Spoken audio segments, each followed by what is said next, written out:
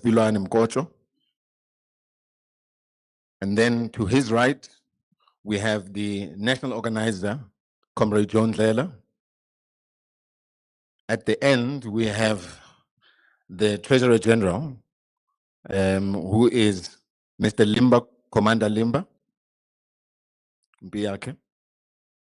And behind me, we have the head of the presidency, Makasela Mzobe. I am Samuel Ndlela, the national spokesperson of Umkhonto weSizwe. I'm not going to delay any further. I'm going to call upon the chairperson who's going to read out the press statement. And then from there, we'll do the usual, take questions and answers, and then close off. Thank you. Chairperson.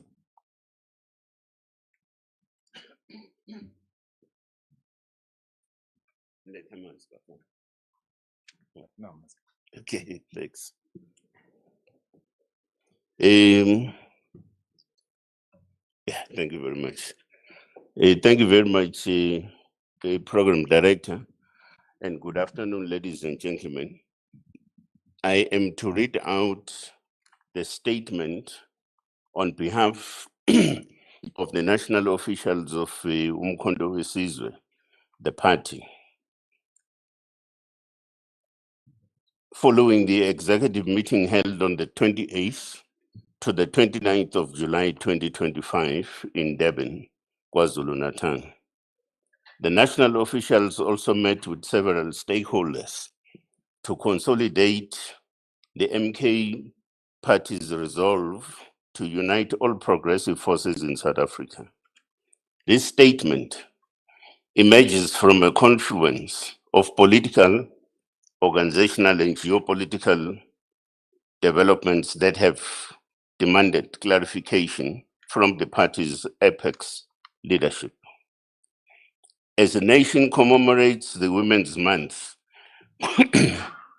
and prepares to celebrate the National Women's Day tomorrow, the 9th of August 2025, Umkhonto weSizwe, the party extends its heartfelt well wishes and revolutionary salute to all women of South Africa.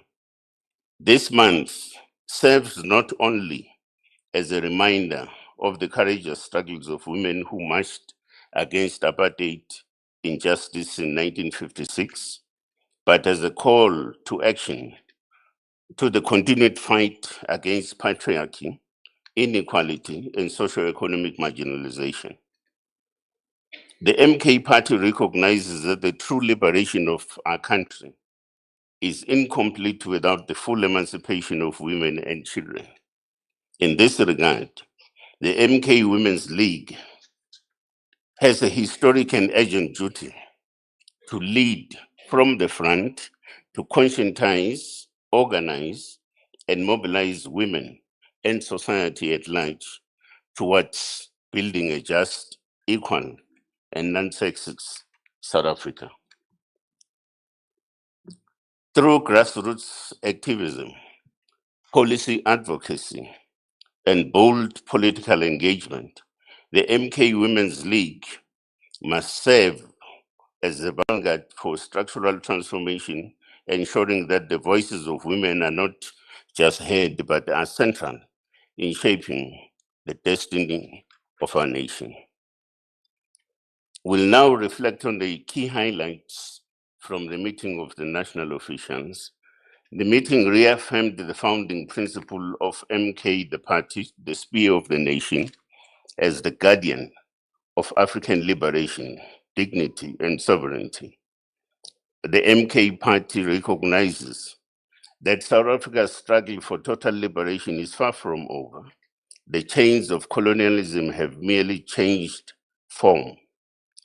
The land remains stolen, wealth extracted, the masses of our people impoverished. Our party considers itself not merely as a political party, but also as a spiritual and revolutionary vessel mandated by history and the ancestors to complete the total liberation of our people. The meeting further reaffirmed the following connotations that embodies and define ourselves as a party. On the African connotation, the name Umkhonto weSizwe, the Spear of the Nation, reflects the historical, cultural, and spiritual legacy of African resistance. The spear symbolizes resistance, protection, justice, and ancestral authority. It represents the historical legacy of African warriors who defended their land, dignity, and sovereignty against colonial invasion. The spear also embodies justice and order, traditionally carried by leaders as a sign of their duty to uphold truth and protect the community.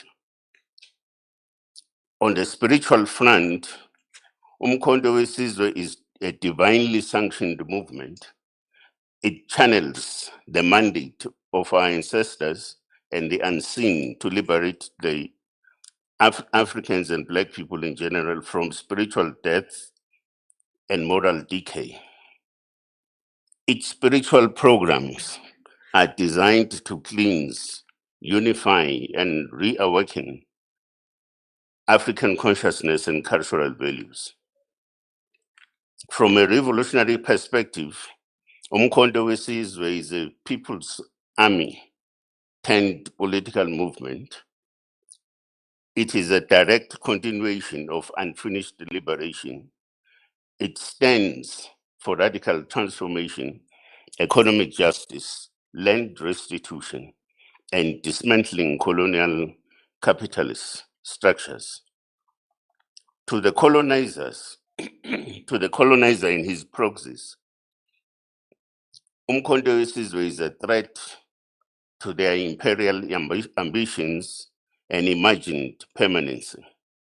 But yet the party is equally a unifier for all progressive social and political forces in South Africa, not because of lawlessness, but because of the party's capacity to unseat white monopoly capital and neoliberalism in this country and beyond. The meeting also resolved on the program of action: one, to mobilize all its structures and fraternal partners to prepare for a decisive victory, electoral victory, in the 2026 local government elections. Two, strengthen revolutionary consciousness within its ranks through dedicated political education sessions across the party value chain. Thirdly, improve accountability across the party by enforcing sound reporting and performance systems. Fourthly, stabilize and grow our resource base through mobilization of resources within and beyond the party machinery.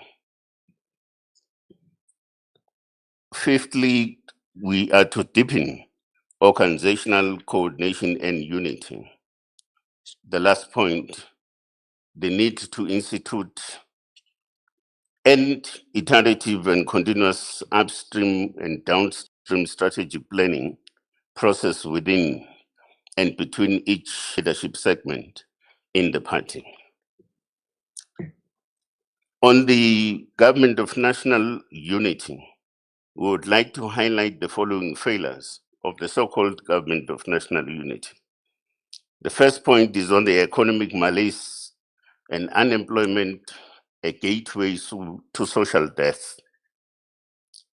South Africa's economy remains trapped in a spiral of stagnation, marked by alarmingly high levels of unemployment and stunted growth.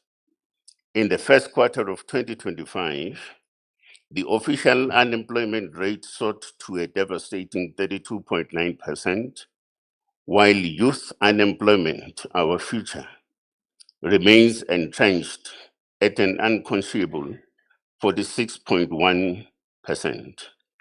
These are not mere statistics. They are the lived reality of millions who wake up each day to hunger, disillusionment, and despair, Despite grand promises, the government of national unity has failed to offer a coherent or effective jobs plan. The economy limps along with a meager GDP growth of just 0.6% in 2024 and a decade-long average of only 0.7% per annum. This is a death sentence for any meaningful economic transformation. Instead of ushering in industrialization, localization, or a jobs revolution, the GNU has normalized economic stagnation and deepened the wounds of structural unemployment, making poverty a permanent feature of South African life. On the cost of living, a hidden taxation by another name, as the cost of living skyrockets, the GNU continues to show its contempt for the poor. Their initial proposal to raise VAT to 17% was a brazen act of class warfare, one that would have placed unbearable strain on the working class and impoverished households already battling under inflation and food insecurity. Only after intense and widespread public backlash did the government backtrack, but not before revealing its true intentions. The temporary retraction of the VAT increase left a 75 billion rands gaping hole in the fiscus, which now threatens essential public services. The GNU's failure to plan or cushion this blow is emblematic of a government more focused on appeasing markets than protecting people.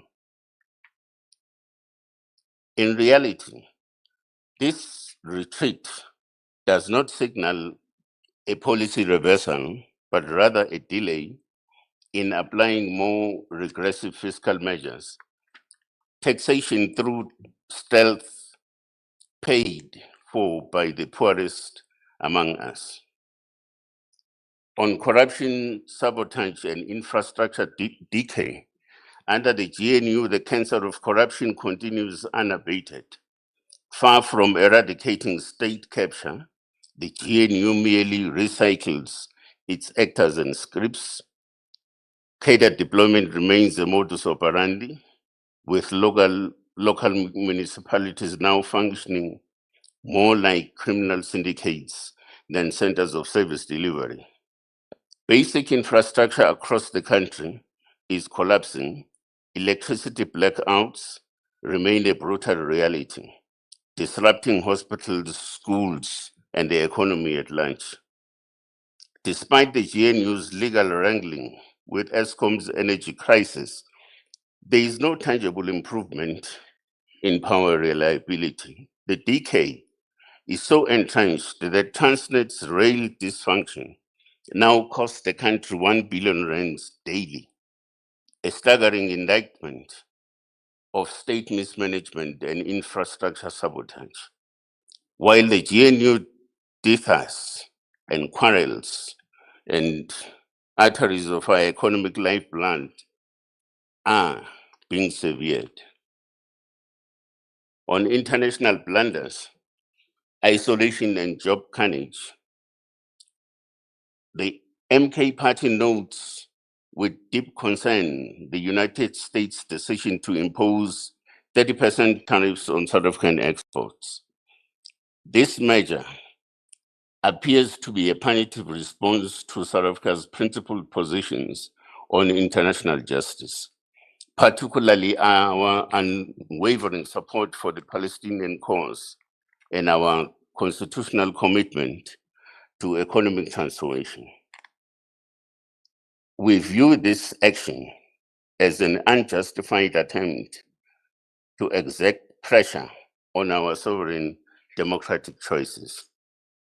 This development must serve as a turning point rather than yielding to external coercion or pursuing failed austerity measures. South Africa should respond by accelerating industrialization, strengthening economic ties within the African continent, and deepening partnerships with the BRICS nations. Our long-term prosperity lies in building an inclusive, resilient economy, one that prioritizes the needs of our people over the preferences of global powers. On poverty, inequality, and education in free fall, the GNU has spectacularly failed to tackle the scourges of poverty and inequality. Arguably, the most damning indictment of its tenure. Today, a staggering 63% of South Africans live below the upper middle income poverty line, with millions trapped in generational deprivation. Income inequality remains among the highest in the world, exacerbated by elite capture and the systemic dismantling of redistributive policies. The education system, which should be the cornerstone of transformation, is collapsing under the weight of underfunding and neglect. Despite looming demographic pressure, 1.2 million additional learners projected by 2030, the GNU's education budgets are shrinking in real terms. Quality education is fast becoming a preserve of the wealthy, leaving the majority condemned to a cycle of mediocrity and marginalization. A nation that abandons its children has no future, and the GNU is doing just that. On the political paralysis and self-serving coalition infighting, the so-called government of national unity has proven to be nothing more than a chaotic amalgamation of self-serving elites. It exhibits neither unity nor vision. Instead, the cabinet the cabinet is paralyzed by factionalism and infighting, most notably over the VAT debate, which caused the unprecedented postponement of the national budget announcement. This level of dysfunction is not just an embarrassment, it is a crisis of governance. The MK party has consistently warned that this makeshift coalition, stitched together without principle or purpose, was doomed from the outside.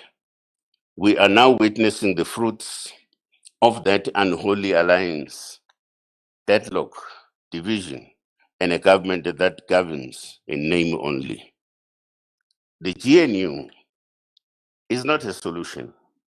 It is a symptom of systematic political decay, incapable of delivering on even the most basic promises of democracy and dignity. The government of national unity has taken our people's suffering, packaged it in rhetoric, and sold it as progress.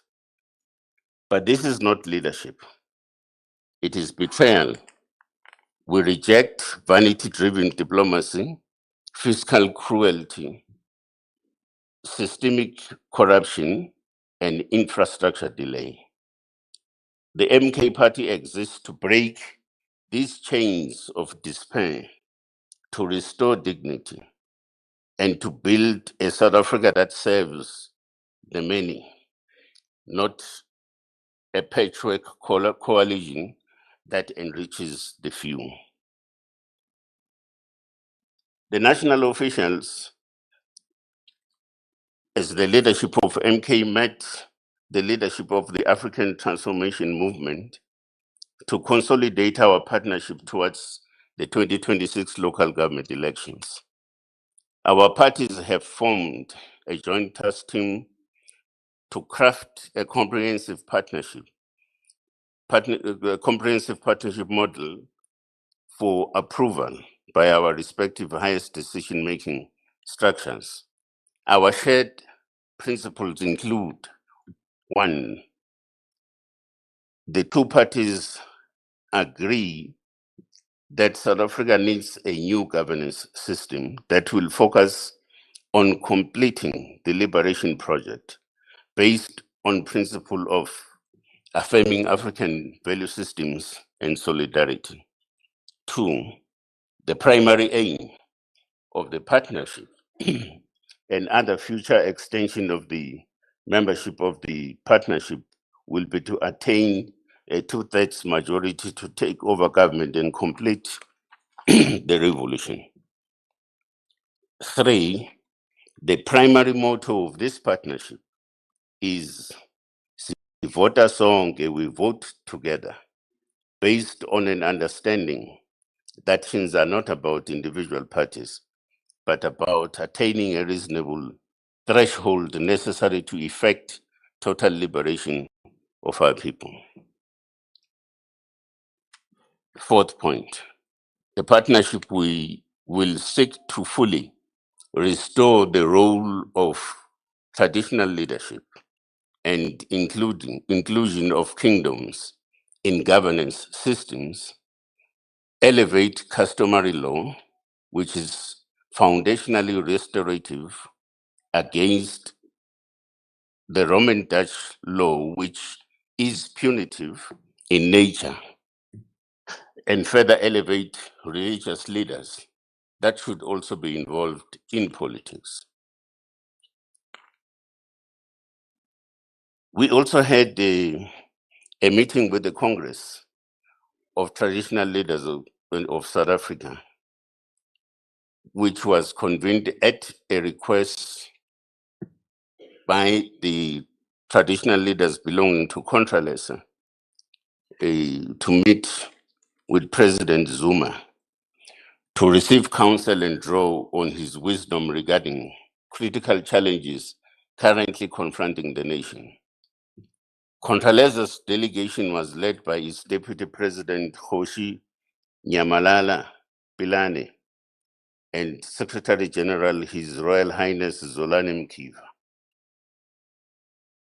The meeting decried the rising political instability in South Africa, fragmentation of unity among progressive forces representing the poor and downtrodden masses of our country, the resurgence of ultra-right-wing tendencies, pervasive criminality and entrenched corruption within government and state institutions, as well as other serious social ills that are likely to undermine and erode the meaningful gains accrued since the dawn of democracy in 1994.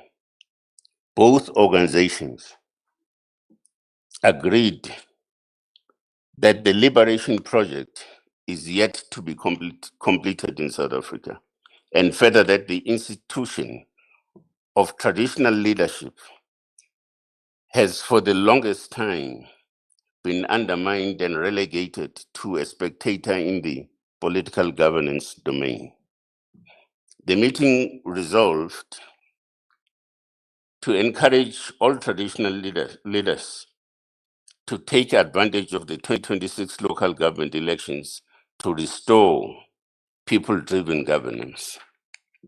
On the international front, the Constitution of Umkhonto weSizwe vests responsibility for international relations and foreign policy engagements squarely with the president of the organization. In this regard, the president of Umkhonto weSizwe attended the inauguration of President Ngwema in Gabon and held bilateral meetings wherein the MK party reaffirmed its full support for the revolutionary governments of Mali, Niger, and Burkina Faso. These nations remain the final frontier in the total and irreversible liberation of Africa from neo-colonial shackles. We are alarmed by the incoherence and indecision in South Africa's current foreign policy. Our country has tragically lost its geopolitical standing, humiliatingly reduced to a junior partner at Western tables, as evidenced by the disastrous spectacle at the White House and the economic sabotage of the 30% tariff hike imposed by the Trump administration, a punitive blow to our economy. In continuation of international engagements, the president recently visited the Kingdom of Morocco. This visit builds on discussions initiated in 2017 with His Majesty King Mohammed VI, with the view of normalizing relations between South Africa and Morocco. Hence, we reaffirm our position that granting the people of the Sahara region a local governance within the sovereignty state of Morocco is a practical proposition to solve this 50-year-old conflict. This Moroccan autonomy proposal is beginning to be the most supported position by other governments in Africa, including the Sahel region countries, which President Zuma will be visiting before the end of the year. During the visit, the president toured the Tanga Mediterranean port, the Africa's best performing port. MK is negotiating internship opportunities for the unemployed South African maritime graduates. The president also held a meeting with the chief executive officer and the executive of Renault Group, exploring collaboration for unemployed mechanical engineering graduates. Thirdly, we engaged with Mohammed VI Football Academy, aiming to establish partnerships with South African youth football academies to learn from their scientific world-class development model. Lastly, we met the Speaker of Parliament and all political parties represented in Morocco, studying their coalition government model, which is stable and effective, unlike the incoherent DA-ANC coalition of disorder in South Africa. A delegation led by our Deputy President and leader in Parliament, Dr. Mandla Sehlope, will soon return to Morocco to deepen this work and explore traditional leadership governance systems. We make it unequivocally clear our foreign policy must serve the national interest, not narrow party political agendas. And in this regard, DECO was fully aware of our visits, and our embassies offered appropriate diplomatic support. We would advise DECO to desist from acting as an ANC propaganda arm. The president will continue to raise South Africa's flag across the world as a revolutionary obligation to serve our people. On the issue of the recent Constitutional Court matter, we are of the view that the Constitutional Court has failed our people. It has chosen technical evasion over confronting the deep constitutional crisis facing our country. By deferring the matter to the High Court, it delays justice and accountability. This abdication leaves the executive unchecked and the people unprotected. The efforts of and by General Mkhonazi and other brave whistleblowers have been ignored. Nevertheless, we remain undeterred. We have issued a formal letter to Mr. Cyril Ramaphosa demanding answers on why taxpayers fund two police ministers and an illegal commission of inquiry. He is required to respond to 15 critical questions by Friday, the 8th of August 2025, or face further legal and public action. We are also writing to the Chief Justice requesting an urgent release of reasons for the court's decision. We shall pursue all peaceful means to enforce accountability and uphold constitutional order. We now take this opportunity to clarify our position regarding the former Secretary General. The leadership of Umkhonto weSizwe has noted several statements and utterances by the former Secretary General, who was removed from the position recently.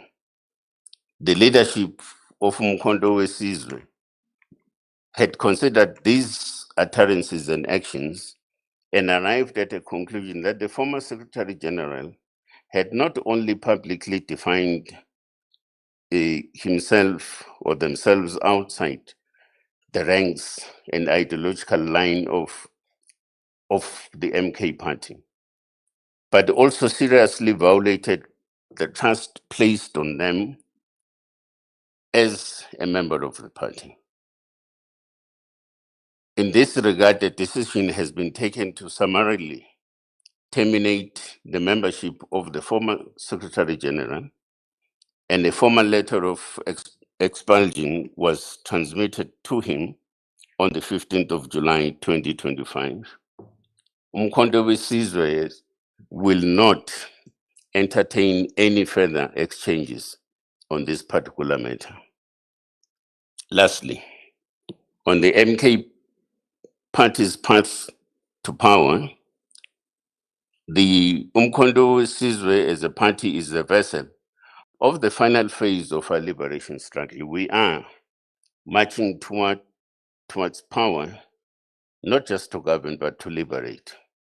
We are building brick by brick, word by word, village by village, institution by institution.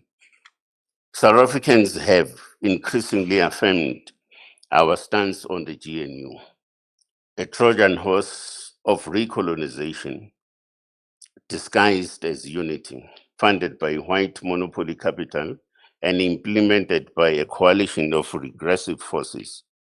We say no more. MK stands as the last hope of the African child, the worker, the youth, the traditional healer, the church, and the forgotten majority. Our eyes are fixed on the 2026 and our hearts are on the people. With your support, we will rise, not as rulers, but as liberators. The spear of the nation has risen once more. Let those who have betrayed the revolution tremble, and let the oppressed rejoice. Thank you very much.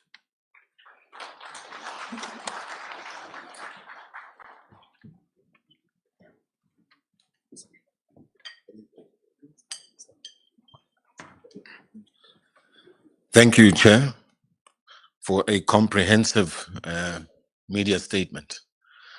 We will now take questions from the media, and we'll do it in a round of 5. So we'll start with 5 at the back. I see a hand. Natasha, 2. Mologo, 3, 4, 5. Okay. We have a roaming mic. Thanks. If you could just please state your name and the channel or publication that you represent. Thanks.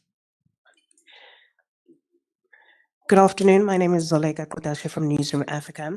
I wanted to get the MK Party's reaction to the letter that has been sent by President Cyril Ramaphosa over the letter of demand that was sent on Monday. I understand that there was a letter of demand that was sent with a deadline of 10 a.m. today. The president, as I understand, has responded, not acceding to the demands by the MK Party and its leader, and instead says that those details that are sought are readily available and that the MK Party has already concluded that his conduct in relation to Police Minister or Minister Senzo Mchunu, as well as the acting Police Minister, are unconstitutional and unlawful. Did the MK Party see that letter, and can we just get reaction given the fact that the deadline has expired? Thank you. Thanks for that second hand.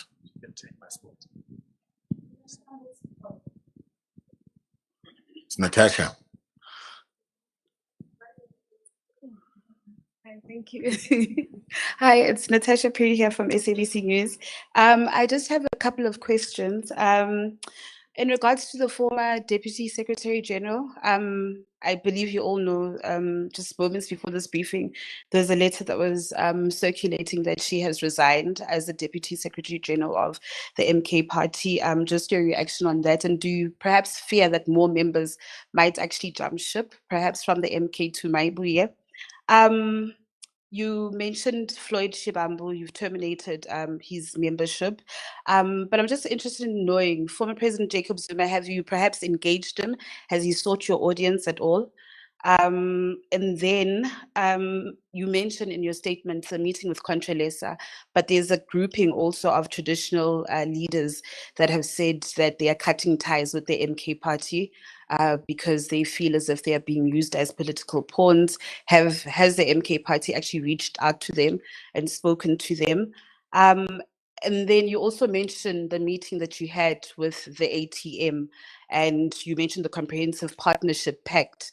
Can you perhaps now detail if any modalities around how you're going to be working together ahead of the 2026 local government elections?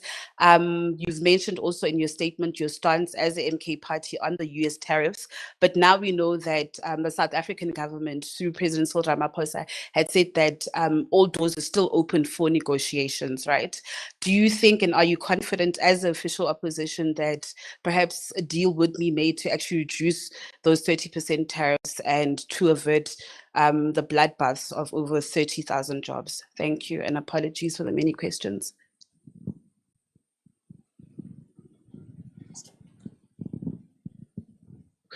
Thank you very much. My name is Muluku Mloto from ENCA. I have several questions, but I will try to be quick. To the former President Jacob Zuma, I just want to understand, considering the fact that at the time when you were at the helm of the African National Congress, the position has always been that the people of Western Sahara must be granted their independence. I want to understand at what point did this change for you? The second question is, there has been, I just want to understand, are you by any chance as the party receiving any money or funding from Morocco? In terms of the leadership turnout, if you were a company, you would be considered to be in crisis. I mean, I personally have lost count of the number of secretary generals, organizers, and staff. Have you been reflecting on what could be internal issues, perhaps, that may need to be attended to, perhaps in order to arrest this particular trend? Lastly, you are speaking about, and correctly so, about the deepening poverty, the decay in the state-owned institutions, and the systemic corruption. A lot of people will agree with you there. But some of you have been at the pinnacle of government before. These issues, are you saying that in your previous responsibilities or roles, you are taking no accountability whatsoever. Is it your argument that you want us to believe that these issues you are correctly raising started after former President Zuma left office? I'm covered. Thank you.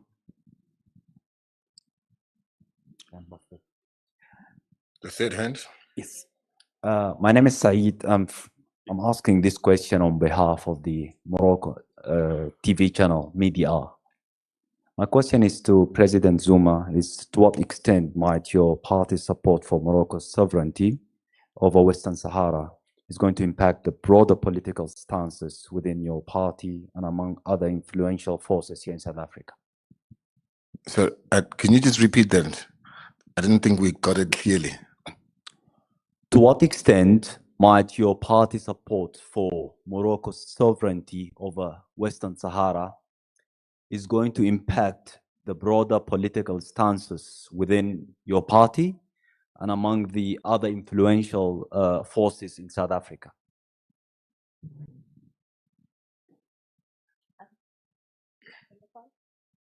There's one more. Over there. That's the fifth hand.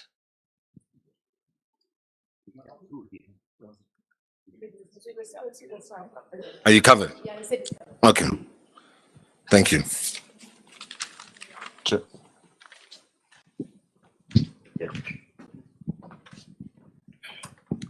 I would I would also ask that members of the National Leadership Collective also do tackle some of the questions.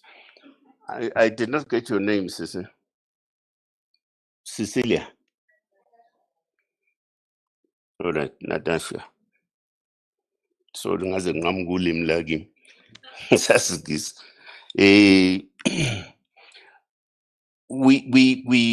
You asked the question about, it's just that I couldn't link it up very well, but you asked the question about the DSG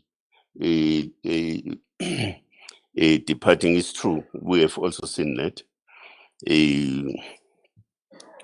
We must also take into account that people individually, and otherwise they do make choices, their own sort of choices at any given point.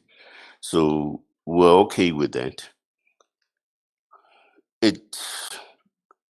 Towards the end of this session, we will also announce the whole question of how we're dealing with the issue of leadership and leadership reinforcement, so that you'll be better clarified. For an example, so what are we doing with these particular gaps as we have them within the leadership collective and so on. The question of the ATM, I think you also asked the question about the African Transformation Movement, the modalities and everything else.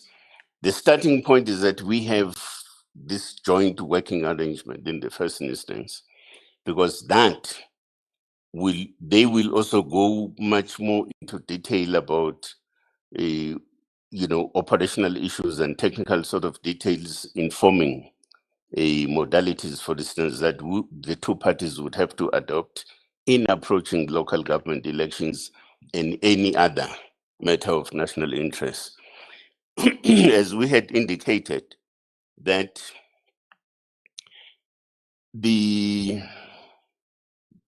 will report regularly to the leadership collective of both parties, the African Transformation Movement as well as Umkhonto weSizwe. Let me also just deal with the area of Ubantomlodo. Okay. And you seem to think that the question of changes at leadership level represent what crisis? If we were a company, yeah, we're very fortunate that we're not, but also even companies, a responsible one, would not view it that way. it would view it as part of the learning process. We just existed for how many months now? 18 months or something, whatever, I don't know. Now, in that process, there's a lot of learning that we have got to take into account as part of our developmental process, for an example. Now, we hope that with the changes that are going to be made, because maybe free of charge, I can volunteer this thing and just tell you, for instance, one of the major weaknesses has been that you attract people to come and perform a duty of public administration, right? Of course, you need public administrators with social consciousness. That's what should inform the question of having a Secretary General into position. Now, we seem to have had problems on that particular front. Now, when I'm talking about public administration, I mean your major focus as a Secretary General is the question of development of standard operating procedures, for an example, and many other regulatory sort of instruments that have got to be put in place, including the whole question of how do you factor in mechanisms that have got to support the work of the organization on an ongoing basis, right? That's the work of a Secretary General. Of course, such a person has got to do that. Also informed by a required degree of social consciousness and so on. So I disagree with you when I'm not good to see that as a as a point of instability. It's an undesirable situation, of course. I'm not saying that's what we should have. But if you are in a circumstance where as an organization, something does not work for you, no, you must correct that, right? Now, in fact, because you spoke about companies, in the corporate sector, it is an accepted thing that you will have a strategy developed, but at the level of implementation, something else comes up. You have an imagined sort of strategic kind of diversion, and is acceptable. And I'm sure also you said to come from NCA. Go and ask them, they will tell you the same. Thank you very much.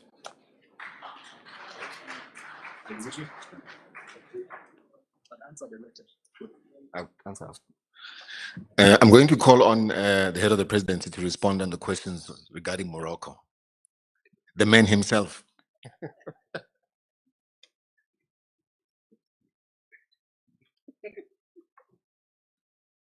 Thanks, spokesperson. Greetings to the media and the comrades. Any functioning mind changes its position when presented with new facts, scientific facts, and new realities. Now, the reality is the issue of Morocco and Sahara did not start now to be entertained by President Zuma. In 2017, in a delegation I was part of that went to the African Union, where Morocco was readmitted as a member of the AU in January. Soon after that, later in the year, President Zuma had a meeting at the behest of King Mohammed VI of the Kingdom of Morocco to present where their frame of mind was as a country and how South Africa could possibly help in resolving this problem that this year has lasted for over 50 years without any practical solution. That is why in 2018, South Africa reopened its embassy in Rabat, and Morocco reopened its embassy in South Africa to be fully fledged embassies instead of being downgraded to the level in which they were. When Umkhonto weSizwe was formed, President Zuma received many invitations at an international level. The last meeting we had about one of the countries which got problems, we can't at this stage, was yesterday. Members of parliament all over the world, leaders of the world, continue to seek guidance from President Zuma because they've lost confidence in the leadership of South Africa to handle the complex matters of the African continent. Now, President Zuma has a responsibility to lead the debate on areas where he believes South Africa should reconsider its positions on those matters. That is why on the question of Morocco and Sahara, upon being approached by the embassy and the leadership and other countries,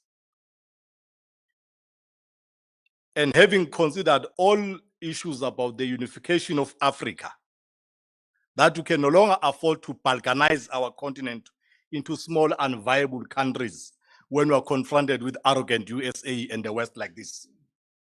That's what informed President Zuma saying, we have the same problems here at home, where a small group of reactionary Afrikaners want to have their own state called Cape Colony. In the same country, we have Orania that want to present itself as an alternative state. If we are not careful, this problem of a group of people who identify themselves as a tribe wanting to be a fully fledged state will come into our country. Now, MK presents itself as a legitimate voice of progressive forces in South Africa to lead the struggle to unite Africa to be one.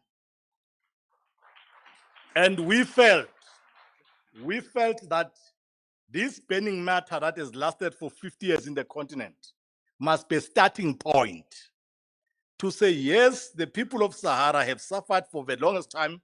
They wanted their own country. But the challenges we're facing as a continent cannot allow us to have many more countries than we already have. Let the comrade be given autonomy to self-govern like we have in our own country provinces. You can pass the laws relevant to your conditions, municipalities, but maintain the sovereign integrity of Morocco as a country. Now, this one of money, when you can't explain things scientifically, why people have changed their minds, and you don't have better arguments to tell them why they must not change their mind, you must start throwing those stupid insults that we are getting money that we have not received. I've been fortunate to be part of the engagement from the beginning. There is no money promised, no money given, no money requested. We have tabled here the outcomes of the many progressive engagement that President Zuma had with the leadership there to open channels for South Africa to trade with a very strategic country geographically in the continent. Now, it's not true that we have sold out the revolution. It's not possible. The country's foreign policy is directionless. And President Zuma and MK have taken a responsibility to lead in that regard. And when we lead, we expect those who can lead to attack President Zuma, attack MK, but the kind of messages we're getting in the continent tells us that we're on the right path. Specifically on this one of Sahara, those who take time to research the latest development, the position presented by MK is beginning to be supported by more than half of African states currently. Not historically, currently. Now, we'll continue to lead. By the time the comrades join us, we'll all be celebrating one and united Africa led by President Zuma. Thank you.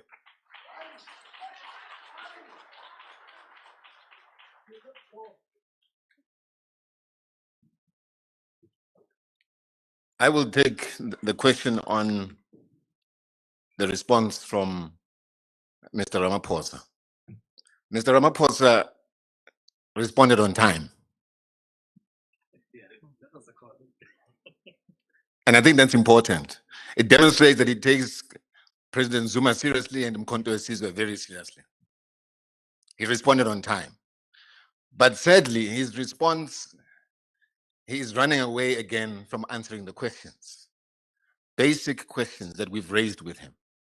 The questions we raised was, he said he's appointing Professor Kachalia as per section 91.3c in an acting capacity. There is no such thing in the Constitution that allows a president to appoint someone in acting. There was no such thing. It was a simple question that was asked. We then asked him, at the point at which he then appointed Professor Kachalia, he refers to him as a minister designate. Which one is it? Acting minister, minister designate, or minister? It's confusing. So those are some of the questions that we asked him. But again, we can't expect more from a person who himself is a constitutional delinquent. Because all that he's ever demonstrated to date is constitutional delinquency and nothing else. The way forward, I know, is some of the questions that have been asked. We will obviously take it in consultation with our lawyers and make a determination with the leadership as to what the next steps are. But I think what's important is that it must be stated, Ramaphosa responded on time to our letter. Thanks.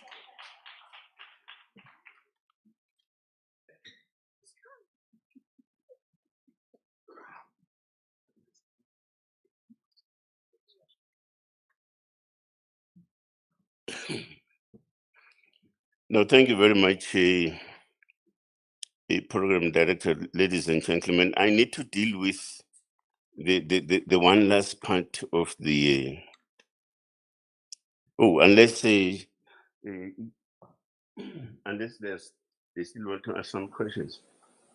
We're still going to respond to No, because I needed to deal with the last part regarding the.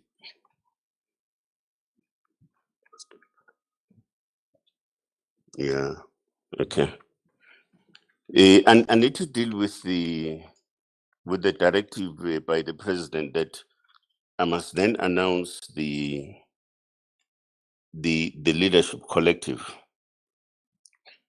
I'm informed that the president remains the president.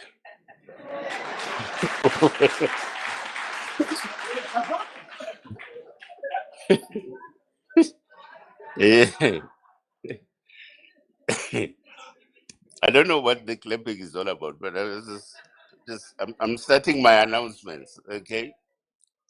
And that the deputy president, Dr. Sope, remains the deputy president, all right?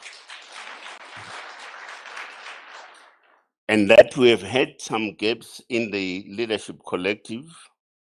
The Secretary General is one particular position that is vacant, and it's now gonna be filled by Dr. Bongani Mngwango. Now,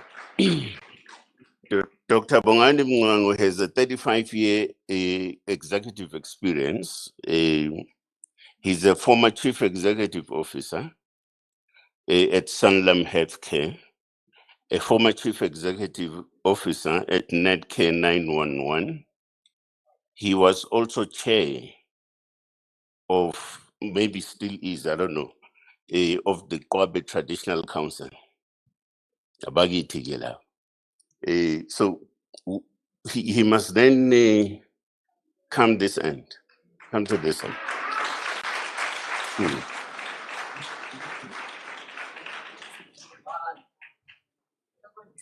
Hello, sir. Sir, we'll move. Thank you, Chair. Sure. Thank you. Yeah. No, thank you very much. For the, okay. That's my name is in doors of yeah. Now, For the Deputy Secretary General, she has quite a huge experience in both the public sector and the political management space. Comrade Nomsa Dlamini.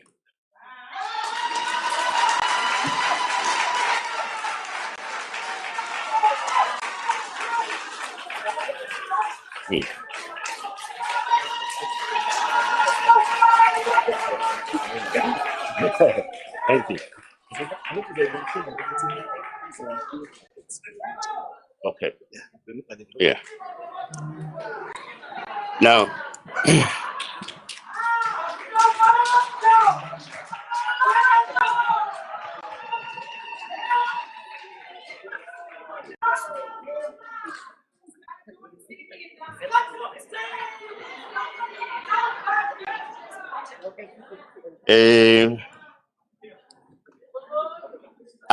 I do appreciate why there is a Lentlawo Mekon.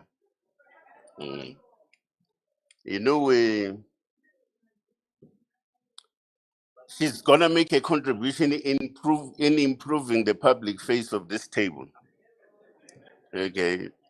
Yeah, we're exactly with beauty. That's it.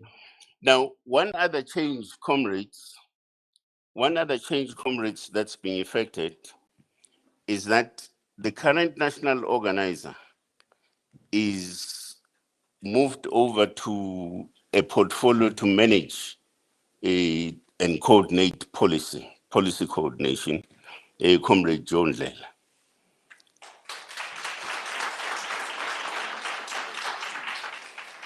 Now,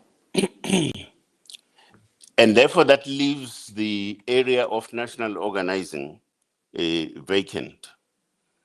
We then have a comrade who has an experience in local government and the public sector, and we think that that experience is going to augur quite well for us as an organization in approaching the 2026 local government elections. Comrade Alec Nguna.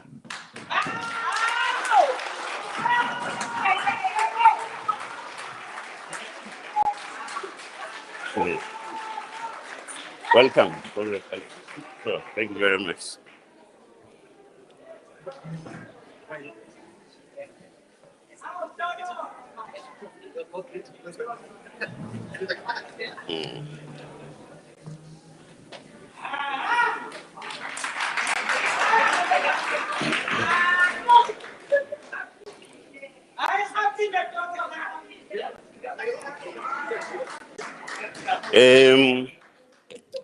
Comrades, oh yeah, by the way, I forgot two other particular positions.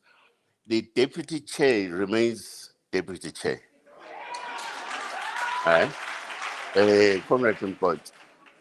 And of course, the Treasurer General, Comrade Mpia Kelimba, remains Treasurer General.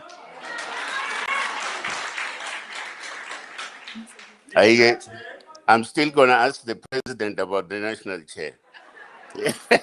I'm still going to ask him about that. But having said that, comrades, we expect the leadership collective to assist in developing and institutionalizing the organization. And that the major part of work is around policy development, which is the area that Comrade Lela is going to take charge of. But also critically, the organization must know how it works and how it has got to work. And it is only through technical sort of interventions, as I said, your procedures, your systems, your this, that, and so on. And that's the central focus of the SGO. And that all of us, as part of the leadership collective, we are not the equivalent of the president.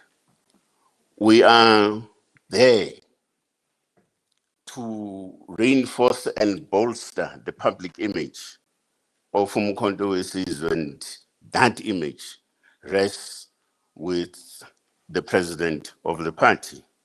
And that's why he deals with so many things, including the issue of international relations, and so it goes. So I thought, let me just say that it's only the president that can confirm my situation. Thank you very much.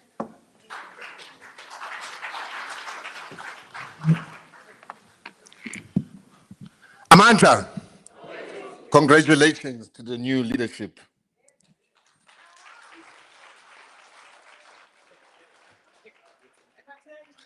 I'm sure you are wanting to ask questions again now. I can see. With a raise of hands. 1, 2, oh, Million Guardian. 3.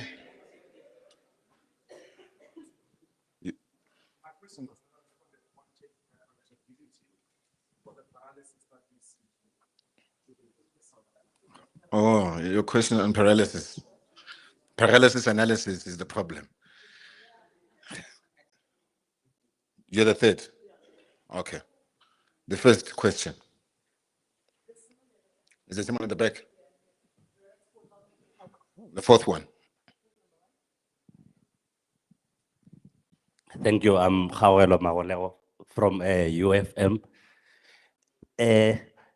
Firstly, your reaction to what is going on with the national dialogue. I think you would have noted that some foundations have pulled out because they are not happy with how it's being conducted, the preparations thereof, to be specific.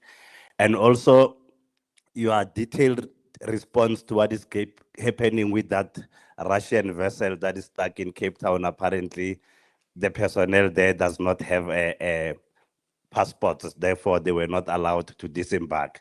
Just the MK comment on that. And also a response rather, to a series of allegations that have been made by your former Secretary General, Floyd Shivambu. He could be making another allegation as we speak. But most importantly, the one that money just gets taken from MKP accounts monthly and nothing is being done, that he is the one that tried to sound alarm and was probably ejected from the party for that reason. Finally, and apologies for asking so many questions, just give your own reflection of yourself, because there seems to be a sentiment that as an official opposition, MK has given a rather poor account of itself, particularly in parliament. We've seen a recent blunder where the caucus did not understand what it was voting for, and any other issue that you have had to handle in parliament, as to how have you done so far in your own assessment? No, thank you very much. My name is Lunga, and I'm from the Mail and Guardian. Spokesperson, I think this one will involve yourself. Maybe you will help me assist in answering this. I just want to find out if the leadership did discuss, because from what I was told by some sources is that there should have been a discussion in regarding your behavior and Ms. Duduzile Sambula Zuma in the national officials meeting on how they go forward. And just maybe to ask on the chair to say, has there been any disciplinary hearing against the two names that I've mentioned here? Thank you very much.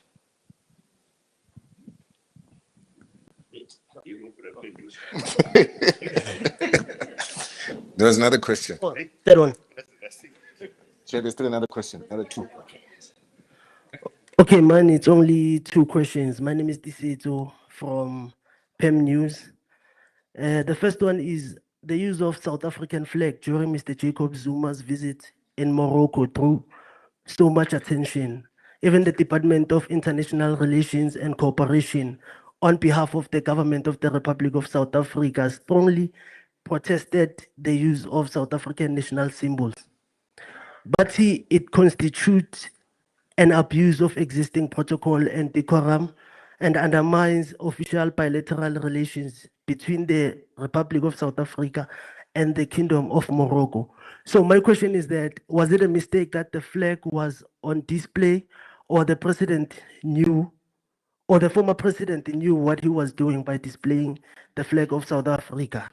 And then the second one, the national convener of Maibuye Africa says he's still a member of the Umkhonto weSizwe party.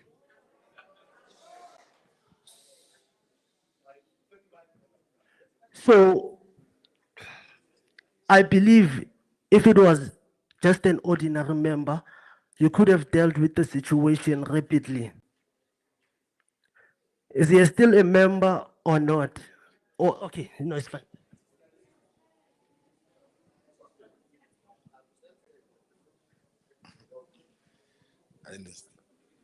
I'm Itumeleng from the Citizen. With all due respect, I would like to know why now? I mean, Floyd Shivambu has been making all sorts of statements, and the situation has been tense for some time. Why act now?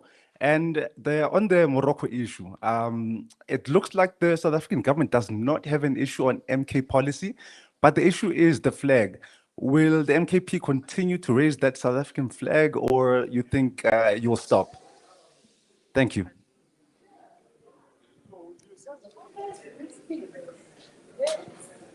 They own the flag. You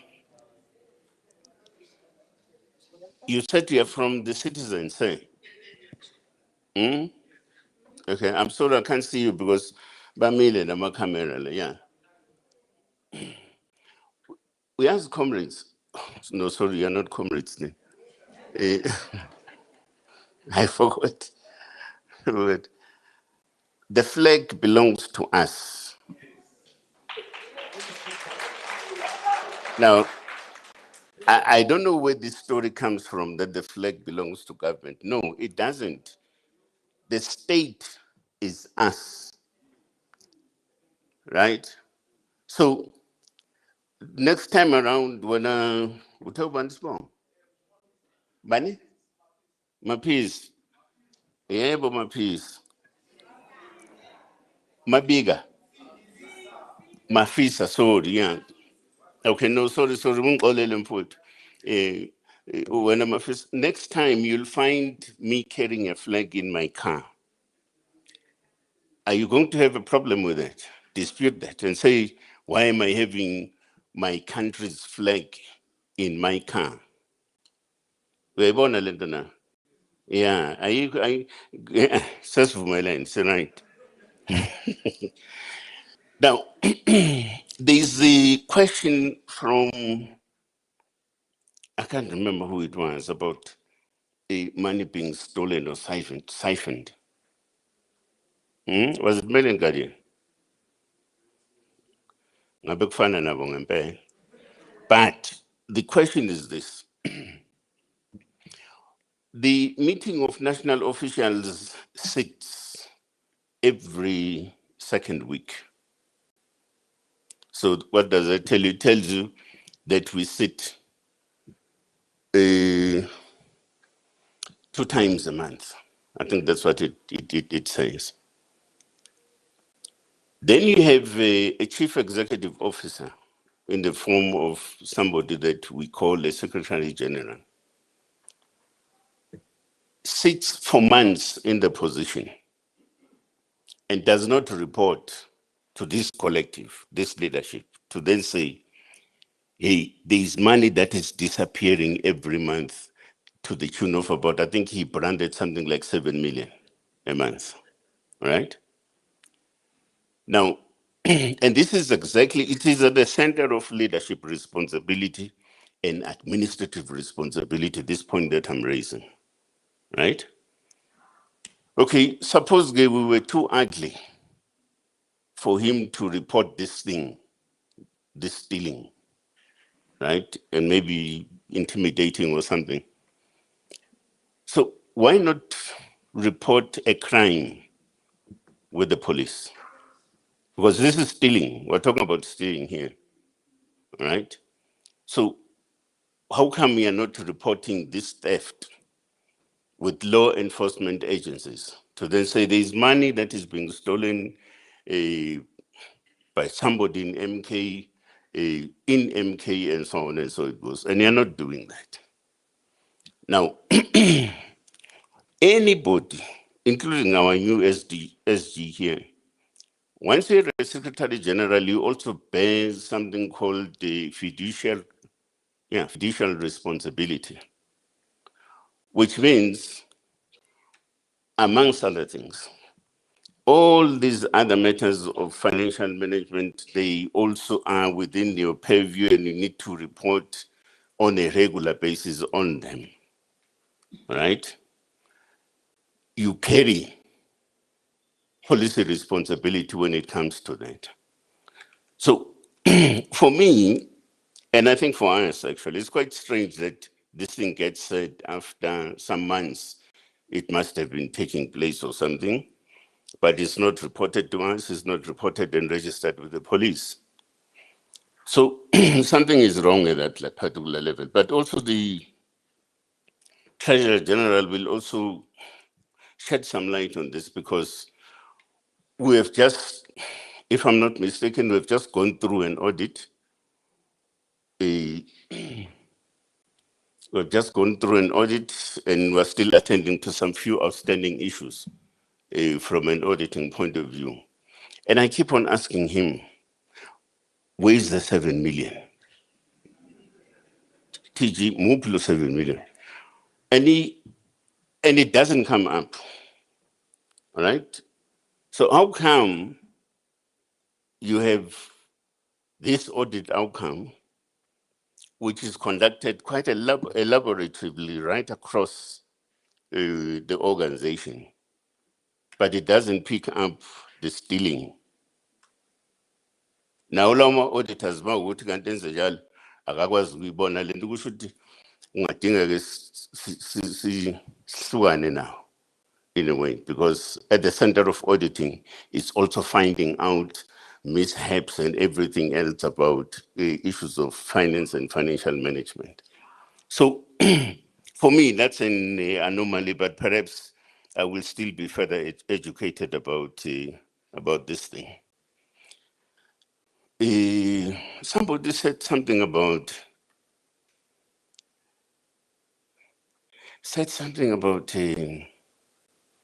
accountability, the trip and whatever. You see, ladies and gentlemen, angikhuluma ngimsukele ngesibom umlodo, ngiyakuprovoka manje. Now, there is no way that your company, ENCA, will find out that you are in Zambia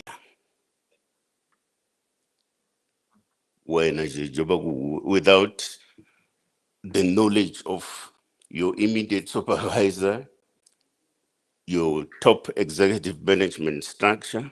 There's no way. Now, when you talk of accountability, because sometimes the accountability, politics is the manner of doing things and reporting accordingly. So in this instance, you can't be outside the borders of the country without necessarily declaring that you are indeed there and you're actually sanctioned by the organization, even if you are,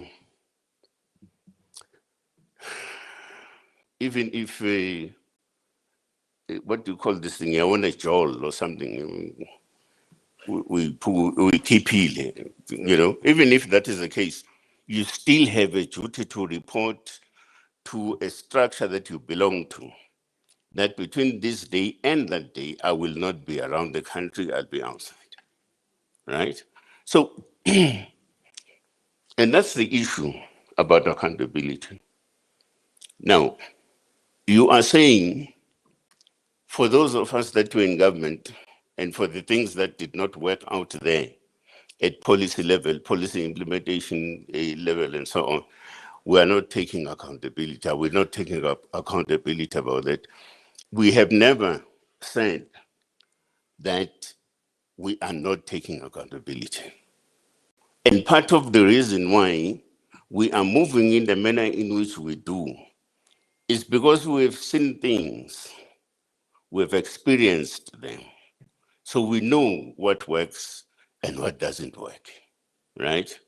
So it is just one of those natural cause of action that if you are on a path that you think is working and you discover that, hey, further down the line, this thing is not working, change course.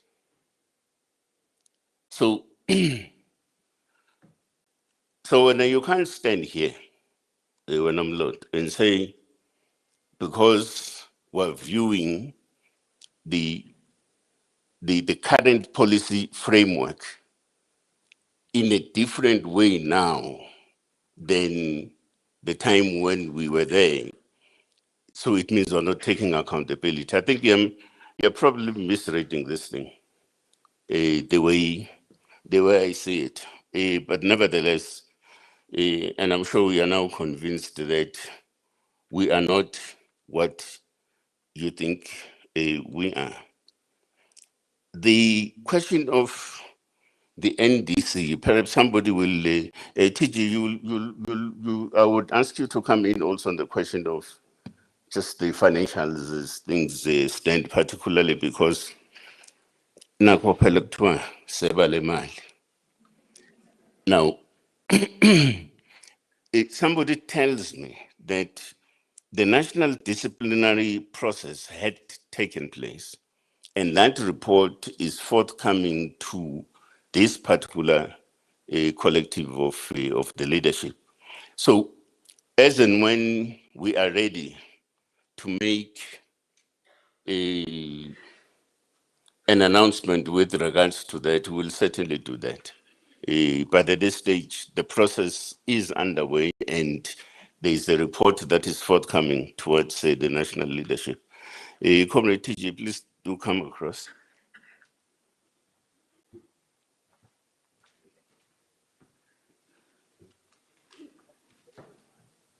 Sanbonani and greetings. I think the former SG wanted to say he left us with a debt of 28 million. That's the mistake he made.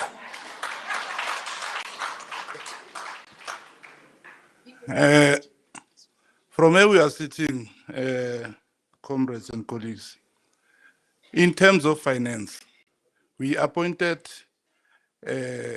Zuma Consulting Company that is qualified chartered accountants and auditors so that we can have an independent view in terms of our finance before an AG comes in. That was done. Indeed, we do have some findings at any other auditing. Remember, the auditing, the purpose of auditing is for continuous improvement so that we can have proper system in place, particularly that we are the new party. We do have some findings that is more focused on our bookkeeping than really to say there's any form of corruption. And it needs to be highlighted that I did not actually to respond in such allegations. Chair was forcing me on a daily basis. Saying, I don't want to entertain allegations because the person that is coming with allegation was fully accountable for the Treasurer's office for the past 5 months. Unless where I'm sitting, he did something, he was able to hide it very well. So from where we are sitting in terms of auditors, we have any major findings that are there, but we do have areas where they are of concern for improvement for bookkeeping. Thank you.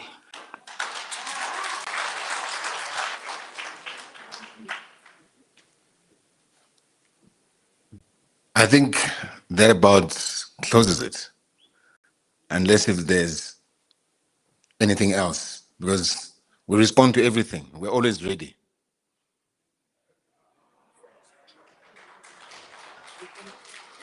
Yeah?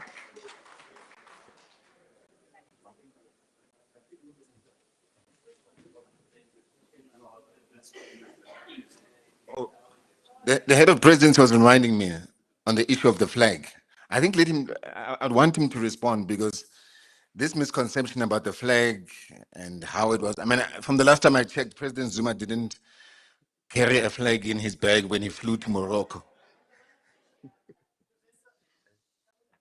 Yeah, thanks, spokesperson. I think we'll have to close on this thing of a flag at one stage. DERCO only responded yesterday after the National Executive Committee meeting of Kwagogo. We've been back from Morocco for almost 2 weeks. The only person who was making noise is the Secretary General of the 40-person party. Now, we only answering because it seems like South Africans are concerned about their national symbol, not because DERCO is making noise, because DERCO has a responsibility to confront the USA, and they're not doing that. They're monitoring the movements of President Zuma. We've got a vessel from Russia, a BRICS partner, that can refresh in Cape Town. But people who are here in this country, illegal immigrants, are roaming the street every day. Now, South Africa is leaderless in the international community. President Zuma has taken it upon himself to fly the South African flag very high where it belongs to be. Now, so that we don't get asked these questions all the time, in the next 2 weeks, President Zuma is in Ghana. South African flag will fly there. Before the end of the year, President Zuma will be in Burkina Faso, Mali, and Niger. Countries that South African government does not have relations with because they are saying they took power through military actions. MK says they took power for revolutionary reason, therefore they must be supported. Now, when we go there, we are closing a vacuum in the continent. There's a vacuum. Now, when we go there, President Zuma is not representing his personal interest or a narrow MK party interest. It's an interest of the country. And the country has a symbol, which is a flag. So when we go into those countries that don't have a relationship with South Africa, the national flag will rise high, the MK party flag will be on the table. So we carry two flags. And we wish to encourage every South African as they travel throughout the world, artists, players, private citizens, to please carry the South African flag high. We need to close the space. That's all. I think we won't be talking much responding to DERCO about the flag. Our interest is not in DERCO. It's with the people of South Africa carrying the flag whenever they go, because the vacuum is too huge. President Zuma can't close it alone in the international space. Thank you.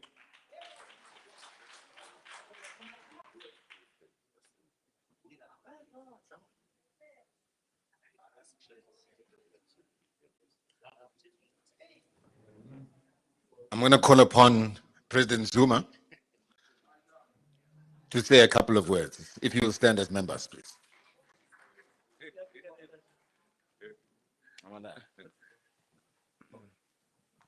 Sanibonani. Thank you. Kuthiwa nginibingelele nje kuphela.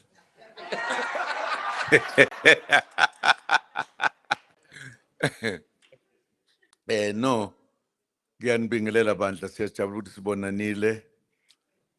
Ngiyajabula ukuthi nibuzile imibuzo yonke nayithola zonke impendulo. Ngimangalile ke mina mangizwa obaba laba nomama kuthiwa benze njani konje, balalela indaba bese beyixoxa. Okay, yeah. Bebuza indaba yeflag. Ngithuke kabi. Ukhona umuntu ongazi South Africa ukuthi i-flag of any country belongs to the citizens of that country. Khona bengazi lona. Nani impela nize niyawubuza nje lo mbuzo serious. Hawu kwahleni bu. Every country has a flag with its color. Every citizen owns that flag. It's not a government. Not a government. Government uthola likhona lapho. Nani impela niyabuza nje. Hawu nangidumaza. Hawu bakwethu.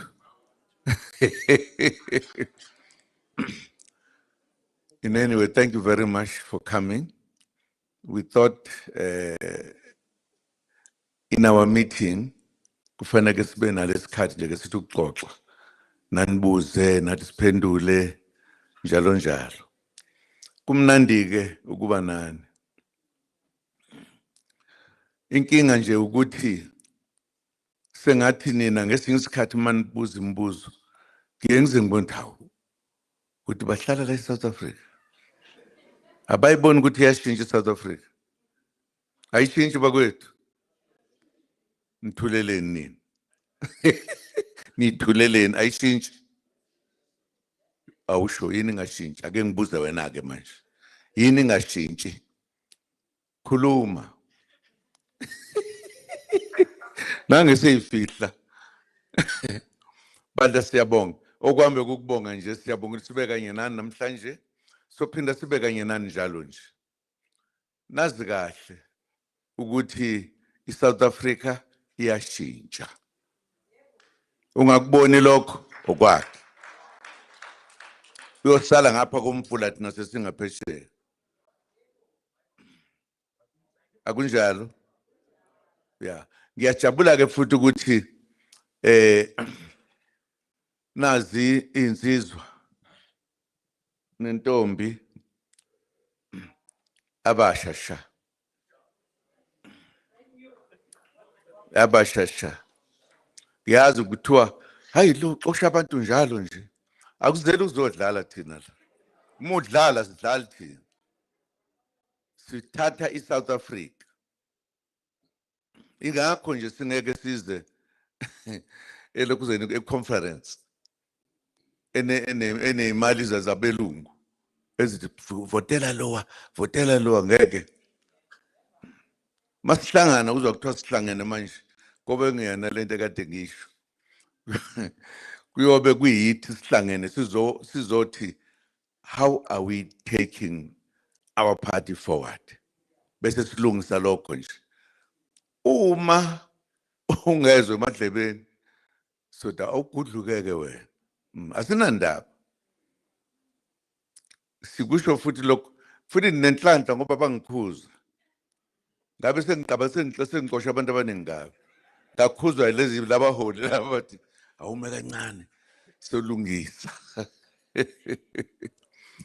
Siyabonga ama-comrade ukuthi nibe khona. Thank you very much. Nazi ukuthi we are building a party. We are just 1 year, few months. Just 1 year, few months. We are building it. Amanye ezinye izinto okufanele ngabe senzela senzanga ngamabomu. Futhi sasafuna ukubona ukuthi kunjani. Nazi nje ukuthi yithi laba singeke siyaba abanye abantu. Sohlala sinje. Siyajabula. Ninake bafowethu nodadewethu. Nisho nje ngelinye ilanga ukuthi hawu. Siyajabula ukuthi umkhonto wesizwe wafika bakwethu. Engathi wena wesisi. Wena sisi. Ungabe nesibongo? Mkhobo. Wake washelwa ngelinye ilanga.